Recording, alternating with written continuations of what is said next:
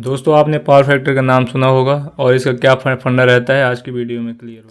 आप लोगों ने सुना होगा 0.8, 0.9 है ना, इस तरह का पावर फैक्टर रहता है। तो मैं आप सबको बता दूं कि पावर फैक्टर को जानने के लिए आपको तीन चीज़ें पता रहनी चाहिए। वोल्टेज है ना, दूसरा है करंट, तीसरा है फ्रीक्वेंसी। अगर फ्रीक्वेंसी के बारे में आपको बढ़िया से पता है तो ये बहुत ही आसानी से आप समझ जाएंगे। तो चलिए इन तीनों के बारे में शॉर्टकट में आपको बता देता हूँ। तो जैसे अपनी एक वायर है, उसमें से मतलब फेस जा रहा है, ठीक है, तो उसमें अपना वोल्टेज भी जाता है और करंट भी जाता है ना। जैसे यहाँ हमने एक कोई बल्ब ले रखा है, लोड में लगा रखा है, तो इस वायर से अपना वोल्टेज भी जा रहा होता है, करंट भी जा रहा होता है। वोल्टेज जो है करंट को धक्का लगाने। फ्रीक्वेंसी क्या होती है, तो आप लोगों ने सुना होगा कि फ्रीक्वेंसी जो है 50 हर्ट्ज होती है ना, एसी और डीसी है ना।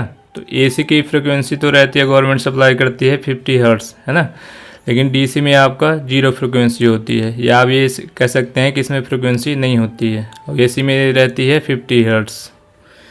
तो ये वर्क मैं एग्जांपल से समझाता हूँ दोस्तों। जैसे मान लीजिए घर में आपका कोई बल्ब है ना, एसी, तो इसकी फ्रीक्वेंसी रहती है 50 हर्ट्ज। तो इसका मतलब ये होता है कि 1 सेकेंड में आपका ये 50 बार बंद हो रहा है ना, 50 टाइम्स मतलब बंद हो रहा है और चालू भी हो रहा है 1 सेकेंड में। तो अगर मान लीजिए अगर 60 हर्ट्ज मतलब फ्रीक्वेंसी रहेगी है ना, इसका मतलब ये है कि आपके जो बल्ब है तो 60 बार 1 सेकेंड में बंद हो रहा है और 60 बार जो है चालू हो रहा है। इसका मतलब ये होता है। अगर आपको ये कैसे मतलब पता करना है, तो एक अपना आता है वीएफडी का नाम आपने सुना होगा, मतलब होता है वेरिएबल फ्रीक्वेंसी डिवाइस, ठीक है। तो इससे अपन लोग मतलब क्या कर सकते हैं, फ्रीक्वेंसी कम या ज़्यादा कर सकते हैं। तो इससे आप जैसे 50 हर्ट्ज है तो इसको आप 40 हर्ट्ज भी कर सकते हैं है ना, 30 हर्ट्ज भी कर सकते हैं और 10 हर्ट्ज भी कर सकते हैं। अगर आप एक बल्ब की फ्रीक्वेंसी 10 पे सेट कर देंगे तो ये 1 सेकेंड में 10 बार बंद होगा, 10 बार चालू होगा, तब आप इसको बढ़िया आराम से मतलब देख सकते हैं।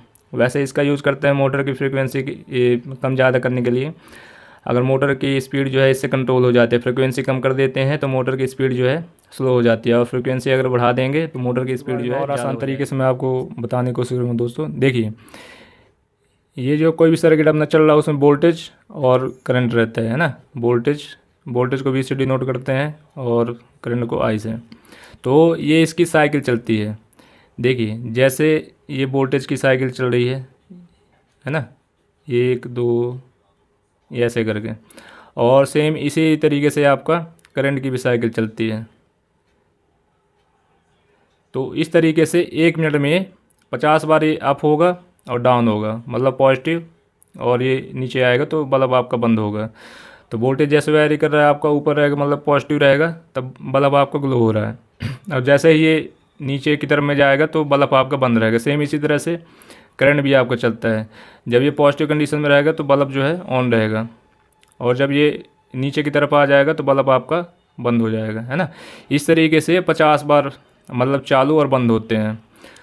और अगर 60 हर्ट्ज अगर फ्रीक्वेंसी रहेगी तो ये 60 बार 1 सेकेंड में 60 बार ये चालू और बंद होंगे, है ना, दोनों एक साथ चलते हैं। तो चलिए इसमें होता क्या है, तो ये साइकिल से आप समझ गए होंगे फ्रीक्वेंसी का मतलब क्या होता है। तो ये साइकिल अगर वोल्टेज की मान लीजिए ये हो गई है ना, ये वोल्टेज की साइकिल हो गई, और मान लीजिए इसी में करंट की ये भी मतलब साइकिल जा रही है ना। तो अगर ये दोनों मतलब साथ में चल रही हैं साइकिल, दोनों साथ में मतलब पॉजिटिव में भी और नेगेटिव में मान लीजिए साथ साथ चल रही हैं, साथ साथ अगर चल रही हैं, तो इसका मतलब ये है कि पावर फैक्टर अपना बहुत ही बढ़िया है, गुड है ना, यूनिटी पावर फैक्टर है। और पावर फैक्टर जो है सबसे बढ़िया अपना माना जाता है 1, है ना। यूनिटी पावर फैक्टर जो है अगर 1 है तो बहुत ही बढ़िया है। अब हम बात करते हैं दोस्तों कि पावर फैक्टर आखिर अपना बिगड़ता क्यों है ना। तो लोड जो होते हैं अपने मुख्यतः 3 प्रकार के होते हैं, चाहे आपकी इंडस्ट्रियल हो या मतलब घरों में भी हो। 3 तरह के लोड, पहला है आपका रेजिस्टिव लोड होता है, आपका इंडक्टिव लोड होता है, तीसरा लोड होता है कैपेसिटर रहते हैं, चाहे आपका इंडस्ट्रियल हो या मतलब घरों में हो। पहला रेजिस्टिव लोड रहता है, दूसरा इंडक्टिव लोड रहता है, तीसरा जो है कैपेसिटिव लोड रहता है। जैसे मान लीजिए आपका बल्ब है ना, जैसे आपका बल्ब हो गया और आपका हीटर हो गया, इनमें क्या होता है कि ये गर्म होने के बाद में लाल हो जाते हैं। तो इस तरह के जितने भी लोड हैं, है ना, जैसे बल्ब हो गया, हीटर हो गया, प्रेस हो गया, तो इनसे जो है पावर फैक्टर अपना नहीं बिगड़ता है, इनका बहुत ही बढ़िया मतलब पावर फैक्टर रहता है, इनसे प्रॉब्लम नहीं होती है। अब आ जाते हैं जो है इंडक्टिव लोड। इंडक्टिव लोड का मतलब होता है जैसे अपनी मोटरें हो गई, है ना, मोटर हो गई, समरसेबल, मतलब जितने भी ऐसे मतलब इक्विपमेंट जिनमें मतलब कॉइल लगी रहती है ना, ये सब इंडक्टिव लोड में आते हैं। तो इनमें जो है इनमें प्रॉब्लम होता है अपना पावर फैक्टर का, इन्हीं की वजह से आपका जो पावर फैक्टर डाउन हो जाता है। तो मोटर के अंदर आपने देखा होगा रोटर भी लगा रहता है ना, कॉइल बनी रहती है स्टेटर में, और ये जो है रोटर जो है घूमता है ना। तो इस तरीके के जितने भी मतलब इक्विपमेंट्स हैं वो आपका इंडक्टिव लोड में आते हैं। और ये आपका कैपेसिटिव लोड जो रहता है ये तो आपको पता ही है ना, कि ये पावर फैक्टर इम्प्रूव करने के लिए ये वाला लोड हम मतलब देखिए अब तीनों लोडों में बात कर लेते हैं कि अपना वोल्टेज और करंट में क्या होता है। तो ये जैसे हमने बताया कि ये मान लीजिए वोल्टेज का है ना, ये वोल्टेज का, और ये अपना है करंट की साइकिल है। तो जब अपना रेजिस्टिव लोड रहता है तो ये जो दोनों है बराबर मतलब चलती हैं, वोल्टेज और करंट की साइकिल जो है बराबर चलती है ना। यहाँ से जैसे मतलब चालू हुई यहाँ पे ख़त्म, तो ये बराबर चलती हैं, इनमें कोई दिक्कत नहीं होता है। अब क्या होता है कि जैसे इंडक्टिव लोड मतलब में आ जाते हैं, आप लोगों ने सुना होगा कि पावर फैक्टर जो है लैग कर रहा है। इसका मतलब क्या होता है, जैसे ही हम इंडक्टिव लोड मतलब रहता है जहाँ पे, उसमें जो है करंट अपना पीछे हो जाता है। जैसे वोल्टेज की साइकिल चल रही है तो करंट की साइकिल जो है अपनी यहाँ से स्टार्ट होगी, ये पीछे ख़त्म हो गई, है ना, फिर ये स्टार्ट होगी, ये पीछे है, मतलब पीछे हो जाती है। वोल्टेज आगे हो जाता है और करंट जो है पीछे हो जाता है। इसीलिए हम लोग मतलब सुने होंगे मतलब फैक्टर जो है लैग कर रहा है, इसका मतलब यही है, करंट जो है पीछे हो जाता है। अब इसको सही करने के लिए क्या करते हैं, हम लोग कैपेसिटिव लोड मतलब लगाते हैं। जैसे कैपेसिटर बैंक का नाम आपने सुना होगा, है ना, कैपेसिटर बैंक मतलब लगाते हैं। तो जब हम कैपेसिटिव लोड को मतलब जोड़ते हैं इसमें, तो फिर क्या होता है कि करंट जो है वोल्टेज से आगे जाने की कोशिश करता है ना। अभी क्या आप देख रहे हैं मतलब पीछे जा रहा था, करंट का जो साइकिल है वो पीछे मतलब जा रही थी।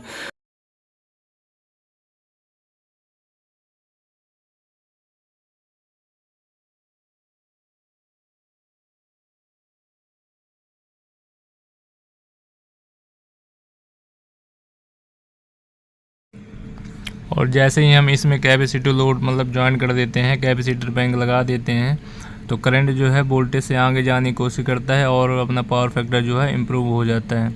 तो इस तरीके से इंडस्ट्रियल दोस्तों उम्मीद करता हूँ आपको पावर फैक्टर क्या है ये आपका कॉन्सेप्ट जो है क्लियर हो गया होगा।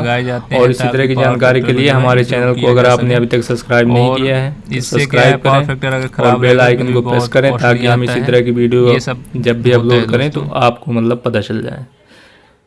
थैंक यू दोस्तों, जय हिंद, वंदे मातरम।